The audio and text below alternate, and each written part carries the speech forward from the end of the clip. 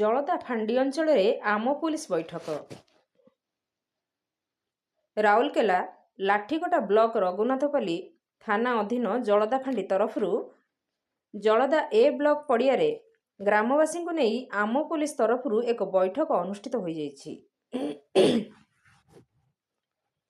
ଜଳଦା ଫାଣ୍ଡି ଅଧିକାରୀ ଶ୍ରୀ ଧ୍ୟାନଚାନ୍ଦ ଖିଲାରଙ୍କ ତତ୍ତ୍ୱାବଧାନରେ ଏହି ବୈଠକଟି ଅନୁଷ୍ଠିତ ହୋଇଥିଲା, ଯେଉଁଥିରେ ରାଉରକେଲା ପୋଲିସ ଜିଲ୍ଲାର ଅତିରିକ୍ତ ପୋଲିସ ଅଧୀକ୍ଷକ ଶ୍ରାବଣୀ ନାୟକ, ଡିଏସ୍ପି ଗୁରୁବାରୀ ହେମ୍ବ୍ରମ, ରଘୁନାଥପଲ୍ଲୀ ଥାନା ଅଧିକାରୀ ଶ୍ରୀ ସୁରଜ କୁମାର ଝଙ୍କାର ଓ ଅଞ୍ଚଳର କିଛି ମାନ୍ୟଗଣ୍ୟ ବ୍ୟକ୍ତି ପ୍ରମୁଖ ଯୋଗ ଦେଇଥିଲେ। ଏଥିରେ ଫାଣ୍ଡି ଅଧିକାରୀ ଶ୍ରୀ ଖିଲାର ସଭାପତିତ୍ୱ କରିଥିଲେ। ଉପସ୍ଥିତ ସମସ୍ତ ପୋଲିସ ଅଧିକାରୀଗଣ ଲୋକମାନଙ୍କୁ ସାଇବର କ୍ରାଇମ ତଥା ବିଭିନ୍ନ ପ୍ରକାର ଠକେଇରୁ କିପରି ବଞ୍ଚିତ ହେବେ ତାହା ବିଷୟରେ ଲୋକମାନଙ୍କୁ ସଚେତନ କରାଇଥିଲେ ଏବଂ କୌଣସି ପ୍ରକାର ଅସୁବିଧା ହେଲେ ପୋଲିସ ସହିତ ସିଧାସଳଖ ଯୋଗାଯୋଗ କରିବାକୁ ଉପଦେଶ ଦେଇଥିଲେ। ନିଜେ ସଚେତନ ହେବା ସହିତ ଘରର ଅନ୍ୟ ସଦସ୍ୟ ଓ ସାଙ୍ଗସାଥୀମାନଙ୍କୁ ମଧ୍ୟ ସଚେତନତା କରାଇବା ପାଇଁ ଆମ ପୋଲିସ ତରଫରୁ ପରାମର୍ଶ ଦିଆଯାଇଥିଲା।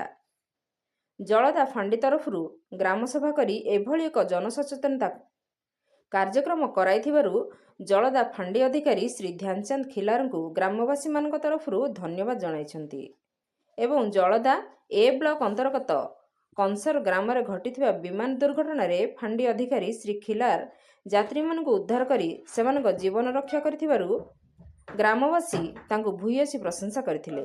ସର୍ବଶେଷରେ ଗ୍ରାମର ସମା ଓରାମ ଓ ସୁରେନ୍ଦ୍ର ପ୍ରସାଦ ସାହୁଙ୍କୁ ହଜିଥିବା ମୋବାଇଲକୁ पुलिस तरफ उद्धार करी सेमानकु हस्तांतर करा जायतिला। हाँ भाई कॉल देखूंगा बोल दीजिए, नहीं तो फंडी में आ जाए, फंडी बाबू से थोड़ा कंसल्ट कीजिए क्या है क्या नहीं। एक लिंक आया हुआ है और पैसे ट्रांसफर करने के एक पैसा अगर 1 रुपया भी अगर आप किसी को ट्रांसफर कर रहे हैं तो पहले 100 बार सोचिए कि मैं सही जगह पर ट्रांसफर कर रहा हूँ कि नहीं कर रहा हूँ। काफी सारे एजुकेटेड लोग अच्छे डॉक्टर इंजीनियर भी प्रति आपण सतर्क रुहंतु। जेति फेसबुक इंस्टाग्राम यूज करूचंती जत्नवान हे कि यूज करंतु। आ आज काली गोटे हे हम स्टेटस दबु today I am going to Haridwar for 7 days. आपण निज पई दउचंती जे मो आज जाऊ मो हरिद्वार 7 दिन पई जाउची। चोर को भी खबर मिली गला जे तमे 7 दिन पई जाउछ त चोर भी तम घर को जान देले ए घर लोक आज सातपुर नुहे। तो जिते बड़े भी जी सब जाऊँगी तो आपण जहाँ भी छाड़ुंट पब्लिक प्लाटफॉर्म रे समस्त एक्सेस करुँच तो से समस्ते टिके जत्नवान हूँ। आमर राउरकेला एसपी सार तरफ गोटे women helpline number dedicated helpline number police तरफ करा हम से नंबर टी टिपि नियंतु।